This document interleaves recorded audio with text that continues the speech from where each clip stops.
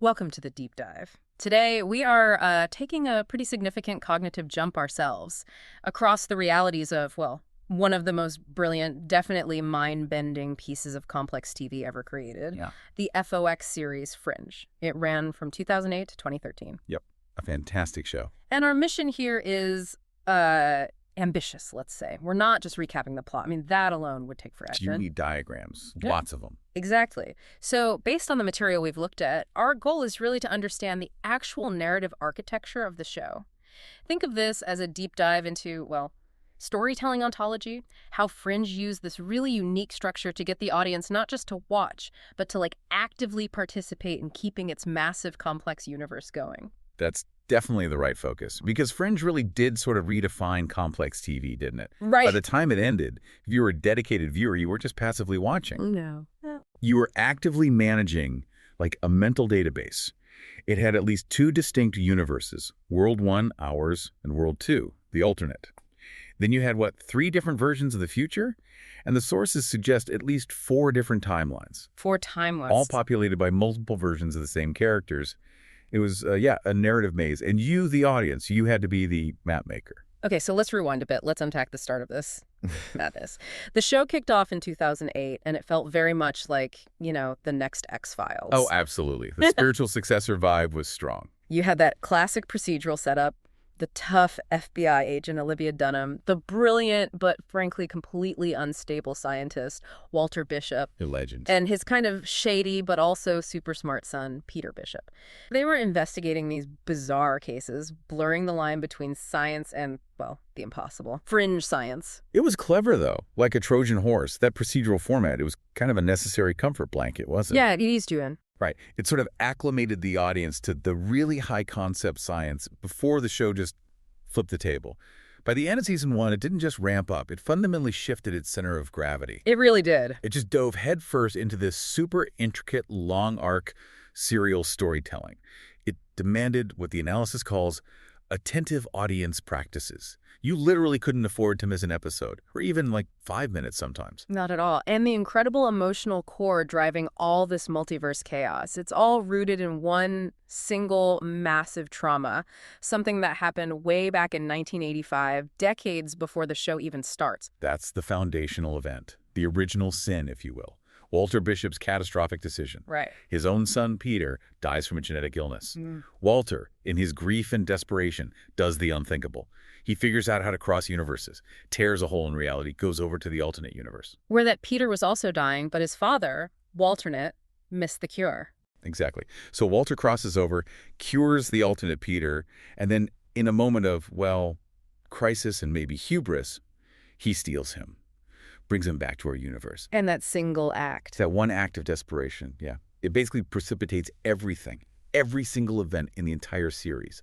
The conflict between the worlds, the temporal paradoxes, the resets, it all stems from that moment. And Walter himself is just such a fascinating, but also terrifying figure. I mean, this guy is supposed to be an Einstein-level genius, right? Right. But he had his friend, William Bell, perform parts of a lobotomy on him to hide the knowledge, or maybe the guilt, and then spent 16 years locked up in a mental institution. And that's before you even get to the deeply unethical experiments he ran on Olivia when she was a child and others, using that brain-enhancing drug, cortexiphen, creating these abilities in them. It's heavy stuff. It is. And the emotional stakes are so intense because Walter is the cause of so many problems, yet he's also damaged, unstable, and constantly fighting with his own morality.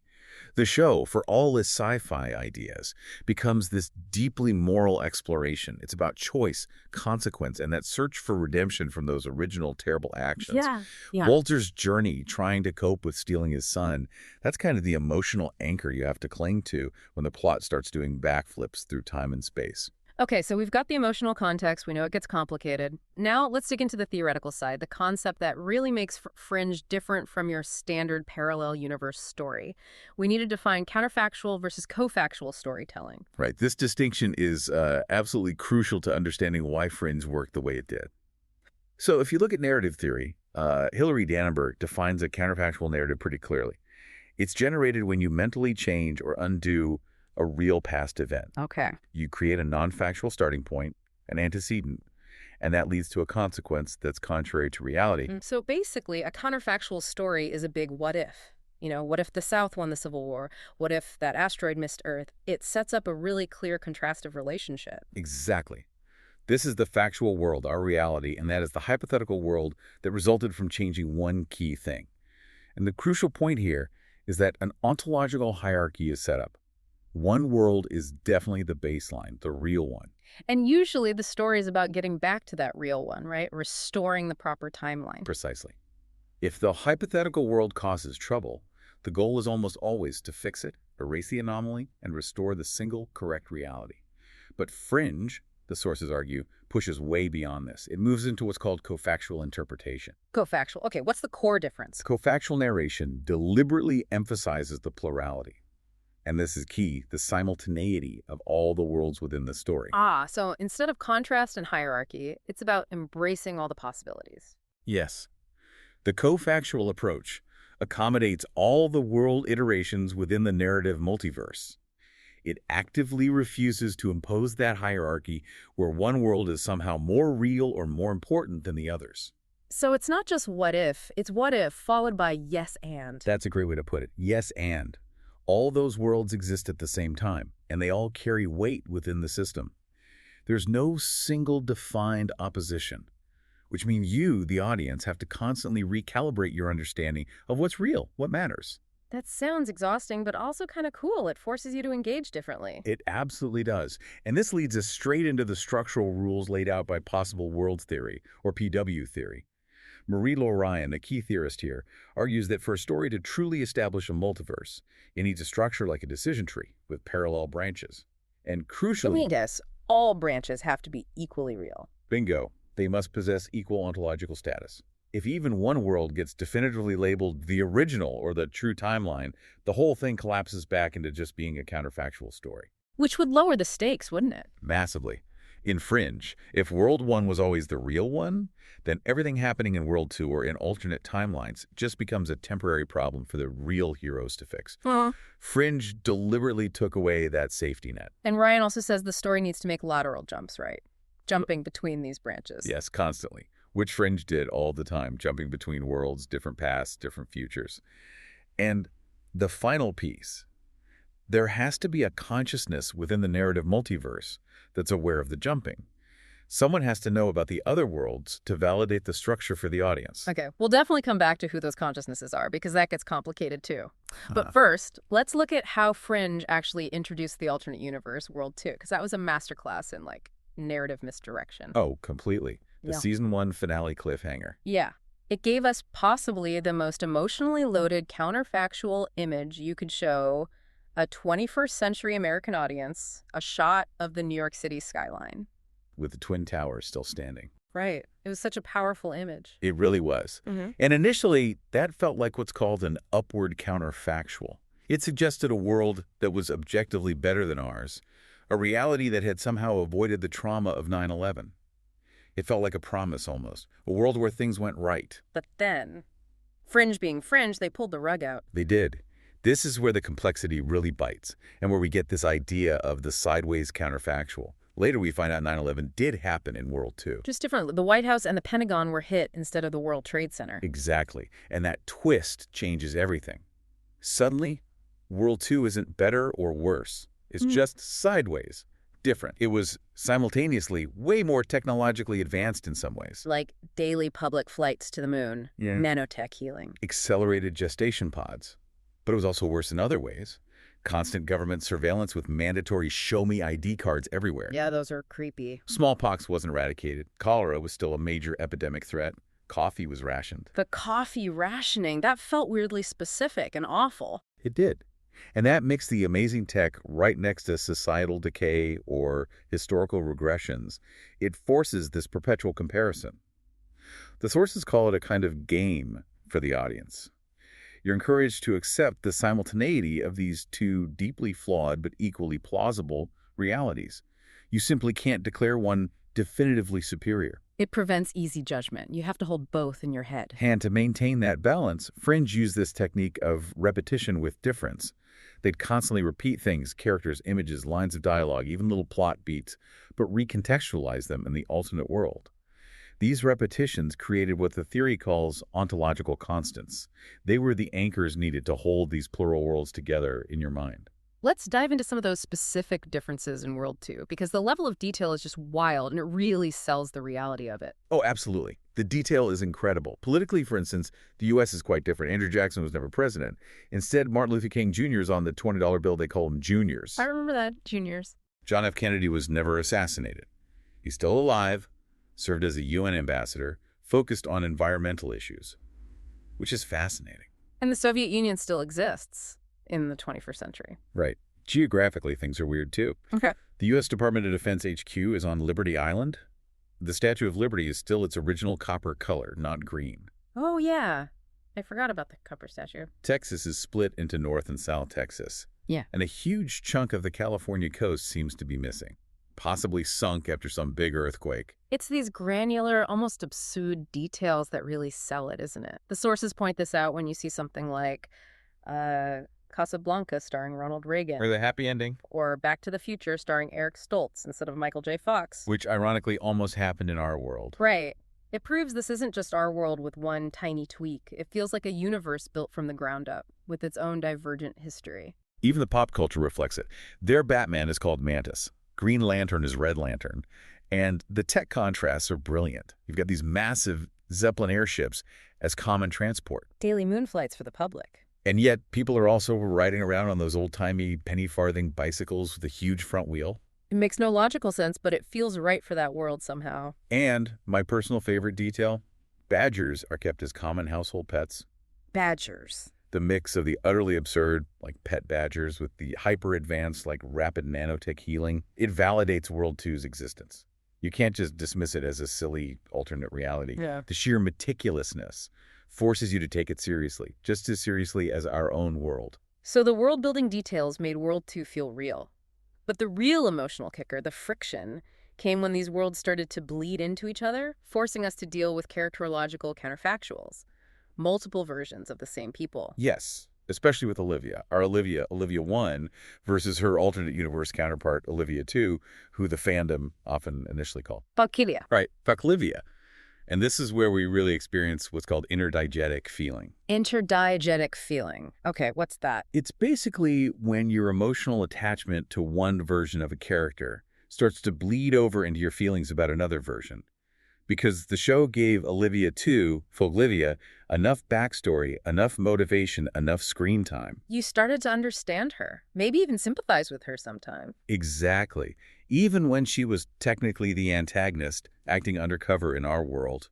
The writers could introduce these alternate characters almost in media res, and you, the audience, would immediately start to care about them, or at least grapple with your feelings about them. And that complexity showed up directly in the fan community, didn't it? The sources mentioned the whole debate around the name Fucklivia. Oh, yeah. That was fascinating. Foxlivia clearly suggests she's fake, lesser, imposing that hierarchy we talked about. But then fans started pushing for Alt-Livia. Which sounds more neutral, more sideways. Precisely. Alt-Livia suggests a more ambiguous sideways branching. It reflects the audience actively trying to find language that respected the show's co-factual premise that both Olivias were equally real, just products of different circumstances. And this got incredibly messy and emotional when Peter got romantically involved with Olivia 2 while she was undercover pretending to be Olivia 1. Oh boy, did it ever. Because it wasn't just a simple hero tricked by evil twin plot. Peter and Olivia 2 had genuine chemistry. They really did. And a significant chunk of the audience actually rooted for them, even knowing she was deceiving everyone.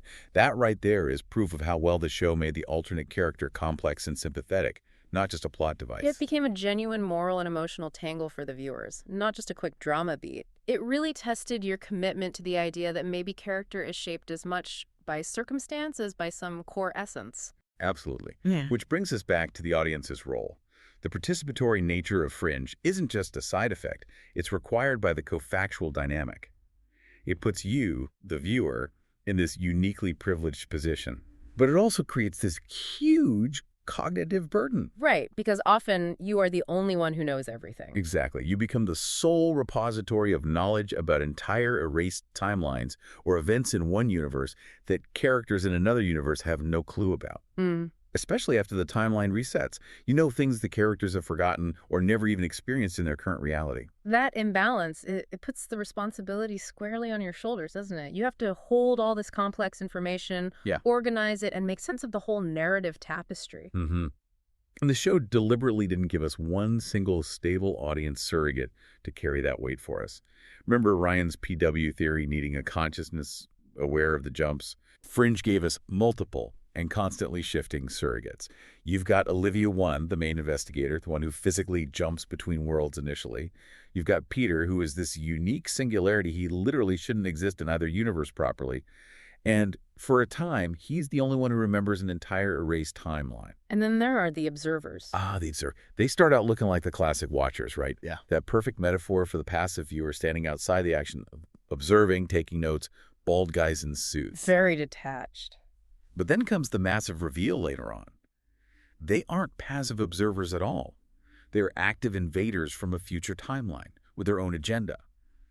And that completely flips the metaphor on its head. How so? Well, that shift from passive observer to active aggressive invader, it sort of mirrors the demand the show places on the audience. It's like the narrative itself is telling you, you can't just sit back and watch passively either. You have to stop being a mere observer and become an active participant, a memory bearer, if this whole complex system is going to hold together. Wow, okay.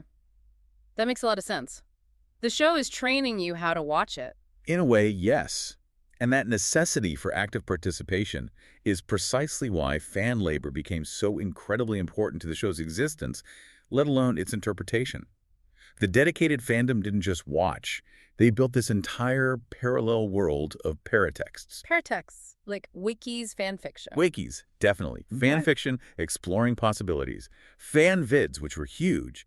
And critically, narrative maps. Maps, like diagrams of the timelines. Exactly. The sources show fans literally creating these intricate visual branching structures, trying to map out the timelines and universes, reflecting Ryan's possible worlds theory. These weren't just casual diagrams. They were serious attempts to visually organize the narrative complexity. They used graphic design, rhetorical strategies to position the worlds relationally. So the fans were doing the cognitive work the show demanded, but making it visible, shareable. Precisely. Yeah. It turned passive consumption into active co-creation and interpretation. And you saw this commitment very strongly in vidding two fans editing scenes together, set to music to explore themes and relationships. Yeah, the sources mention a whole subgenre of vids just about the Peter Olivia 1 Olivia 2 love triangle. Right. And the fact that vids supporting the Peter Olivia 2 pairing were so popular and well-made, that helped solidify her emotional validity for a lot of viewers. It proved the show succeeded in making her more than just an obstacle. The vids were like emotional processing engines for the complex feelings the show generated. And all that shared investment between the fans and the creators often seemed to crystallize around one single recurring symbol, didn't it? Yes, the white tulip. The white tulip. It's maybe the ultimate ontological constant in the entire Fringe universe, spanning worlds and timelines. It first pops up in Season 2, in the episode actually called White Tulip. Right, where Walter is struggling with his guilt over stealing Peter. He confesses this immense burden, says he's looking for a sign of forgiveness from God or the universe. And almost immediately, this sign is delivered, a drawing of a white tulip, given to him by a time-traveling scientist guest star who found his own redemption. So, meaning number one, forgiveness. Forgiveness. Then, the symbol gets layered. It reappears later in Season 3's Subject 13, which is a flashback episode. To Peter and Olivia's childhoods. Exactly. We see them meet briefly as children, completely by chance, and young Olivia gives young Peter a drawing containing a white tulip.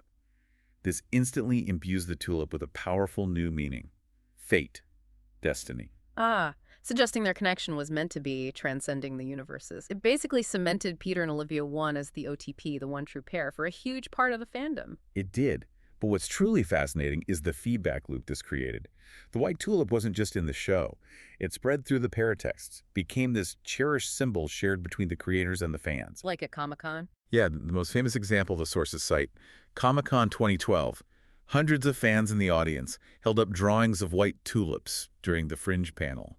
It was this collective visual message back to the creators like, we get it, we're invested, we share this, a visual love letter. That's amazing. And that intense connection, that feedback loop, really defined the later years of Fringe, especially as it struggled for survival. It got banished to the dreaded Friday night death slot. Oh yeah. Historically, where shows go to die. Yeah. And its viewing numbers were challenging for network TV. So the production team had to adapt. They did. Producers Joel Wyman and Jeff Pinkner realized their audience had evolved. Fans didn't want simple standalone Monster of the Week episodes anymore. They wanted what the producers started calling myth-alones. Myth-alones. Yeah, episodes that managed to blend a self-contained case of the week structure with significant advancements in the overarching mythology. It showed the creators respected the audience's ability and desire to handle that complexity every single week. And they also consciously reframed the show's core message, didn't they, to make the complexity feel more grounded? Absolutely. They stressed that beneath the sprawling mythology, the parallel universes, the abductions, the invasions, it was all built around simple, relatable human themes. The love of a father for his son, the moral questions about playing God, the consequences of choices. Pinkner had a great quote basically saying, the core mythos isn't that complicated. It's about an abduction and an adoption. Grounding it emotionally. Exactly. But crucially, the show physically survived because of intense, incredibly organized fan activism. Specifically, the FringeWiki campaign on Twitter. Right, FringeWiki. Their strategy was pretty brilliant, wasn't it? It was incredibly sophisticated. They understood how network TV and advertising worked and how Twitter trending topics worked. They knew using a generic tag like #Fringe or #SaveFringe would just get lost in the noise. So what did they do? They created unique, often thematic hashtags for every single new episode. Things like #CrossTheLine or #WhereYouBelong or #BeABetterMan. And they provided fans with detailed instructions, Twitter event protocols, coordinating everyone globally to tweet using the specific tag during the episode's broadcast, sometimes across multiple time zones. Wow. And the strategy went further. They deliberately focused on being positive. They supported the show's sponsors, tweeting positively about them during commercial breaks. They avoided attacking the network, FOX. Their goal wasn't just to make noise. It was to demonstrate a highly engaged, dedicated audience to the advertisers. Prove their value beyond just the raw Nielsen numbers. Making their engagement visible and valuable. Precisely. And this incredibly disciplined strategic approach worked. It showed FOX and its advertisers that while the raw audience size might be smaller, the loyalty and engagement were off the charts. When the show got that surprise renewal for a 5th and final season, the showrunner, Wyman, called it a love letter to the fans. He did. He directly acknowledged their role in saving the show. It was an amazing example of fan power meeting creative gratitude. So that final season, season 5, World 3, effectively, it jumps us forward, doesn't it, into that bleak future. Yeah, it plunges us into this really different setting. A dystopian 2036 ruled by those emotionless observers, who we now know are actually future humans who sacrificed empathy for intellect.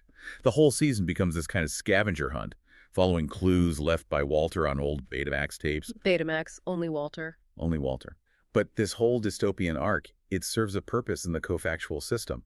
Remember, before this, the narrative had actually erased Peter from existence temporarily. Right, creating that timeline where he never crossed over as a child. And forcing the audience to sit with the fallout of that. Walter's intensified guilt, Olivia's lingering, inexplicable memories of a man who, in that timeline, she technically never knew.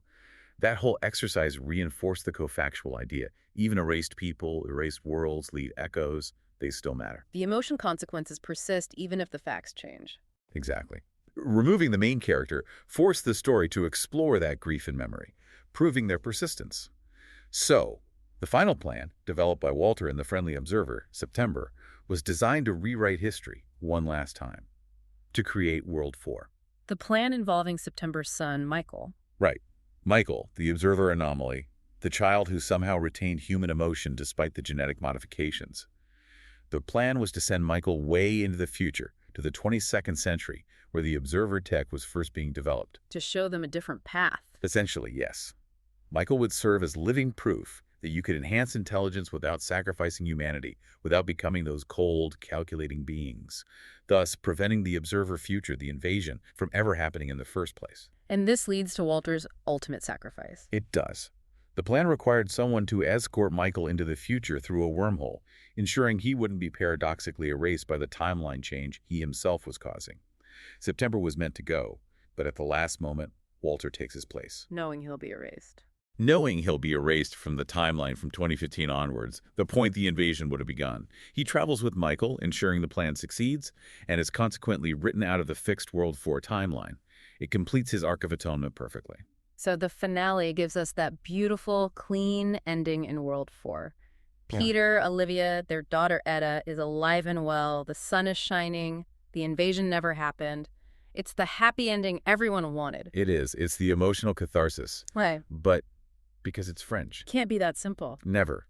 That perfect happy ending is immediately, profoundly undermined in the very last moments of the entire series. The final scene. If it had just ended there, happy family, the whole cofactual structure we've been talking about would collapse. It would just be a reset button, making World 3 irrelevant. But no, Peter is there in 2015 in this perfect World 4 timeline, and he receives a letter in the mail from Walter. A letter Walter shouldn't have been able to send from that future he went to. Exactly.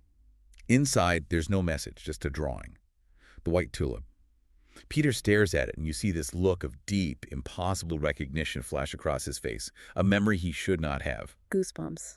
Still. Me too. Yeah. Because this is the final layering of meaning onto that symbol. The white tulip, already signifying forgiveness and fake, now takes on its ultimate meaning. Memory. The memory of erased worlds. Yes.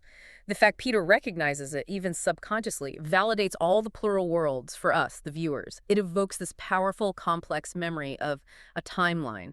World 3, the dystopia, Walter's sacrifice, that technically no longer exists for the characters in World 4. So the events of World 3 still matter, Yeah. even though they were erased. Absolutely. The sources hammer this point home. The co-factual conclusion is everything that happens actually happens. Even though the characters in World 4 lost the memory of those struggles, those sacrifices, the horrors of the observer occupation, you, the viewer, must hold on to the experience of that world. It remains significant. It remains real within the total narrative system. And this is even reinforced by things outside the show itself, right? Like that companion book's September's Notebook. Exactly. That book, which exists in our world, contains artifacts and notes supposedly written by September, including references and items from the Erased World 3 timeline. It even have an envelope where that final white tulip drawing might have been kept. Its very existence, and the fact it even appeared within the show at times, blurs the lines. It confirms the persistence of all the prior iterations, mixing the primary text with the fan-consumed paratexts. So the final white tulip isn't just for Peter. No. It's Walter's final nod. A sign of memory and forgiveness for Peter, yes, but also, metaphorically, Walter's final thank you to the attentive audience, the ones who carried the weight, who kept the complex story alive, who remembered.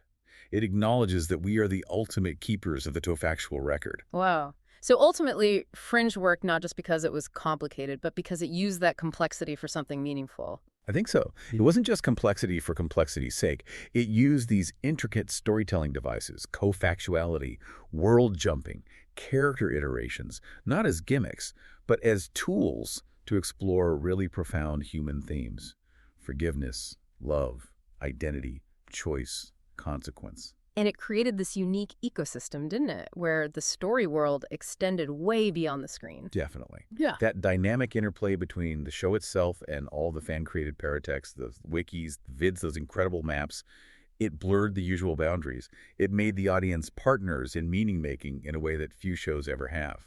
Which brings us, I suppose, to a final provocative thought for you, the listener, something rooted right in that co-factual nature of the Fringe universe. Yeah. Given that the show presents so many world iterations, so many timelines, and you add to that all the fan-produced worlds through fan fiction, speculation, those maps, if the Fringe story world really does stay active, stay real, only as long as fans engage with it, remember it, we have to ask, is there a point where the sheer volume of possibilities, the viewer's infinite ability to recuperate erased worlds or even invent new ones, starts to diminish the importance, the emotional weight of the worlds the show actually gave us?